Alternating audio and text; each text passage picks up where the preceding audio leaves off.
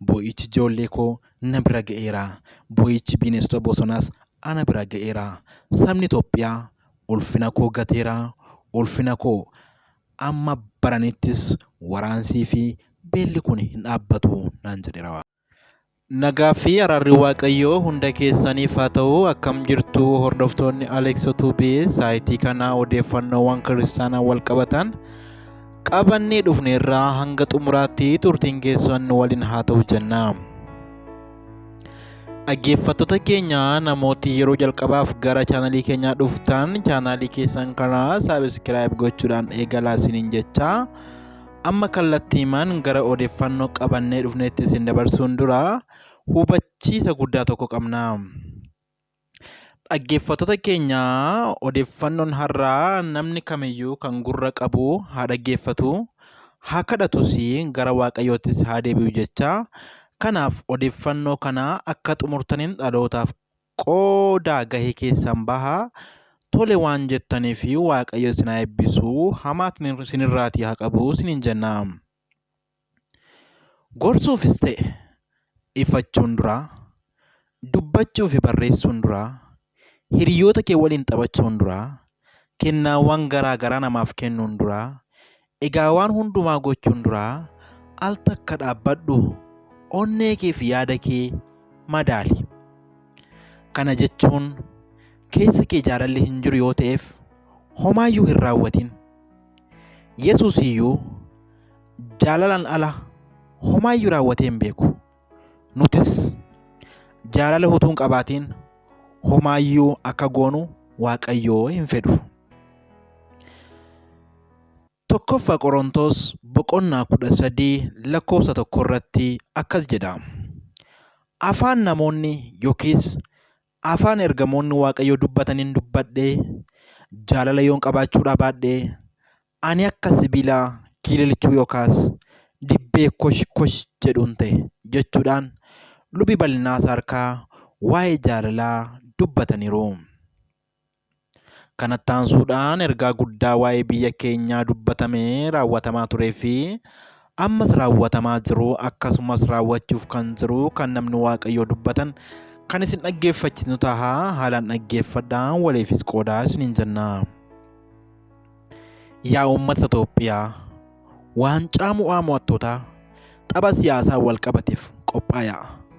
Akkuma kanaan dura dhagaye isinitti dubbadhe ji'a fulbaanaa bara 2014 hanga dhuma ji'a guraandhala bara 2014tti akkasumas jalqaba ji'a bitootessaa bara 2014 kana hanga ji'a sadaasaa bara 2015tti bakka lamatti qoodnee yeroo ulfaataa fi yaaddessaa akka ta'u dubbadheen ture.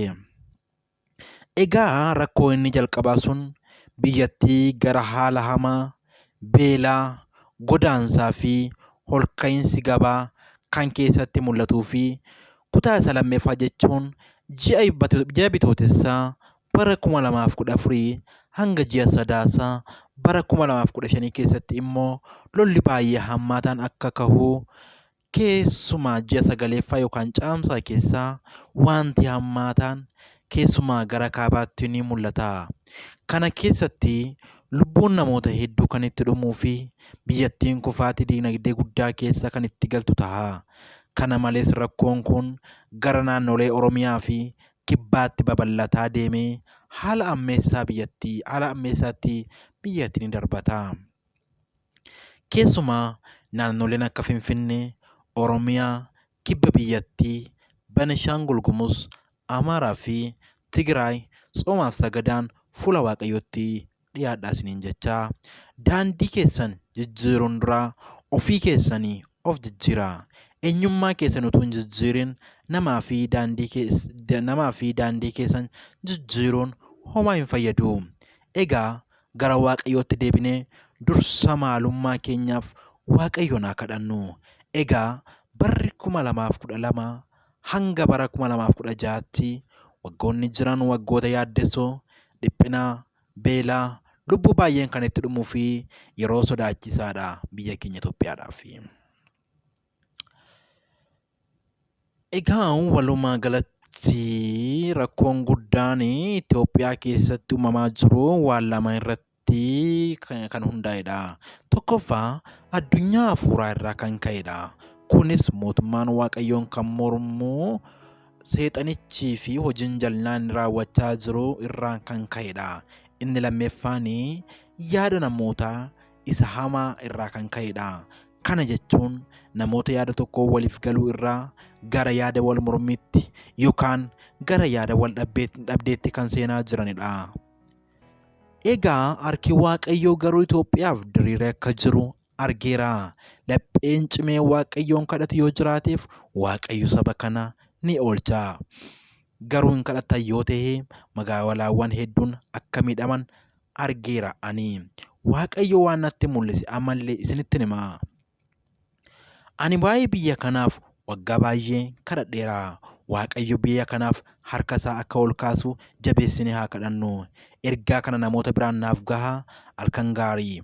Bara 1994 Waaqayyo natti dubbatee anis ergaa kana utuu hin dubbatin bara 2013 utuun konfiraansii tajaajilaa jiru Waaqayyo ammas irra deebi'ee natti dubbate.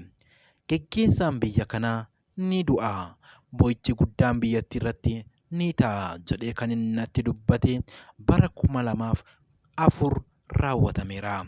Kana malees bara 2006 ji'a qaammee keessa utuu kadhannu Waaqayyo akkas naan jedhee ture. Baroota 2007, 2008, 2009 biyya kana irratti boo'ichii fi duuti gurguddaan ni ta'a jedhee natti dubbate ture. Kunis ta'eera agarreerra. Akkuma kana bara 2009 ji'a Phaagumee keessa muummeen ministeera duraanii obbo Hayilee Maariyaam Dassaaleeny utuu heera mootummaa dubbisuuf bananii natti agarsiise. Haa ta'u garuu ifa baay'ina irraan kan ka'e dubbisuu hin dandeenye turanii. Kun maaliifan jedhee gaafannaan mootummaa haaraatu hundaa'aa jedhee Waaqayyo. Egaa kunis kunoo muummeen ministeeraa Dr. Abiy Ahmed dhufanii aangoo qabatanii kunis raawwateera jechuudha. Egaa ammas Waaqayyo waa'ee biyya keenyaa ji'a qaammee guyyaa 5ffaa irratti bara 2012 immoo Waaqayyo akkas jedhee natti dubbate ture. Biyya kanatti beela guddaa ta'a. Waraanni guddaan ni ta'a. Alaabaan biyyattii si'a 3 gadi jedha jedhee natti dubbate ture. Egaa kunis waraannii fi beelli guddaan biyya keenya irratti ta'eera. Kunis raawwateera jechuudha. Egaa waa'ee bara 2014 Waaqayyo qaammee 4 bara 2013 natti dubbateera. Kunis akkas ture. Alaabaan biyya Itoophiyaa gadi bu'een arge. Namoota baay'een kallattii afuriin alaabaa kana ol kaasuuf ni yaalu. Garuu bira gahuu hin dandeenye. Kunis maalis jedhee yeroo Waaqayyoon gaafadhu boo'ichi ijoollee koo na bira ga'eera. Boo'ichi bineensota bosonaas ana bira ga'eera. Sabni Itoophiyaa ulfina koo gateera. Ulfina koo amma baranittis waraansii fi beelli kun hin dhaabbatu naan jedheera. Wanti bara 2013 ture ammas bara 2014tti irra deebi'amaa na jedheera jedhani. Macaafa Ermiyaas raajichaa boqonnaa 45 lakkoofsa 1-5tti akkas jedha. Ani Ermiyaas Yahooqiimiin ilmi Yoosiyaas biyya Yihuudaa irratti mo'ee waggaa 4ffaa isaatti Baaruk ilmi Neeriyaatti nan dubbadhe. Baaruk kunis isa waanan afaanin isatti hime wanta akka macaafa maramuutti caafedha. Wanti ani itti dubbadhes isa Waaqayyo Gooftaan inni kan Israa'el waa'ee isaatiif dubbatee ture. Yaa Baaruk, ati anaaf yaa Baaruk, ati anaaf wayyo. Waaqayyo rakkinatti rakkina waan anaaf dabaleef ani aduu irraan kan ka'e dadhabeera. Boqonnaas hin qabu jetta. Waaqayyo garuu wantan ijaare nan diigaa, wantan dhaabes nan buqqisaa, kan akkasii biyya lafaa hundumaa irratti nan hojjedha. Kunoo ani nama hundumaatti badiisa nan fida. Ati immoo ofii keetii isa jalaa baatee wanta guddaa argachuuf feetaare. Lakkii wanti guddaa akkasii hin fedhiin. Inni iddoo dhaqxu hundumaatti garuu miliqxee lubbuu kee akka oolfattu nan godha jedhee kana Waaqayyotu dubbate. dubbatee naan jedhe. Egaan waa'ee biyya Itoophiyaaf jabeessinee haa kadhannu. Waa'ee biyya kanaaf Waaqayyo wantoota baay'ee irra deddeebi'ee anatti dubbata. Kunis sabni kun kan hin dhageenye, fakkeessee waan hin taane kan fakkaatu, gosaan kan wal qooduu fi sobi kan itti baay'atedha. Maqaa koo malee eenyummaa koo saba hin kabajnedha. Lubbuu isaa addunyaa darbuun kan jijjiire, dhugaas kan jijjiire, hammeenyaan kan jiraatudha. Ammallee badii taa'aa jiru utuu argu itti dabalee balleessuu fi dhiiga dhangalaasuuf kan ariifataa jirudha. Kottaa haa deebinu. Tajaajilaa Waaqayyoo Masarashaa Balaayituu Raajee. Dhaggeeffattoota keenya ergaa isa lammeeffaatti gaafa dabarru ergaa baay'ee rifachiisaa tokko dhageenya. Innis akkuma sooshaal miidiyaa irratti deddeebi'aa jiru, kan miidiyaa hawaasummaa irratti deemaa jiru. Akkas jechuudhaan namni Waaqayyoo dubbatanii jiru. Harka tokko argeera nama Waaqayyoo raajii iyyuu cufaa irratti kan kiyyeeffame. Nama Waaqayyoo hojii jallootaa ittiin diigaa jiru kana dhabamsiisuuf, dhaloota baay'ee boossisuuf harka ka'een argaa. Kottaa qulqulloonni nama Waaqayyoo kanaaf haa kadhannu. Harki jallinaan ol ka'e kun lafa dhufetti akka deebi'uuf haa kadhannuuf dhaamsa jedhuun qabnaa jedhanii dubbataniiru. Ergaan kun kan dhufe karaa keessaa nama Waaqayyoorraa karaa inboksii ta'eetu sooshaal miidiyaa irraa yeroo ammaa kana kan deddeebi'aa jirudha. Kanaaf qulqulloonni maatii Waaqayyoo nama Waaqayyoo raajii cufaa kanaaf jabeessinee Waaqayyoon haa kadhannu isiniin jenna. Hubachiisa. Hordoftoota chaanalii keenyaaf namni viidiyoo kana ilaalee fi dhaggeeffate obboloota isaaf haa qoodu. Waamicha kadhannaas haa taasisu. Waaqayyo du'a balbalaa nu ga'e kana nurra dabarsaa. Hiriyoota keessaniif qoodaa. Dirqama keessan bahaa eebbifamaa. Dhaggeeffattoota keenya odeeffannoo saayitii kanaaf qabannee dhufnee asuma irratti goolabnaa. Odeeffannoo biraan walitti deebinaa.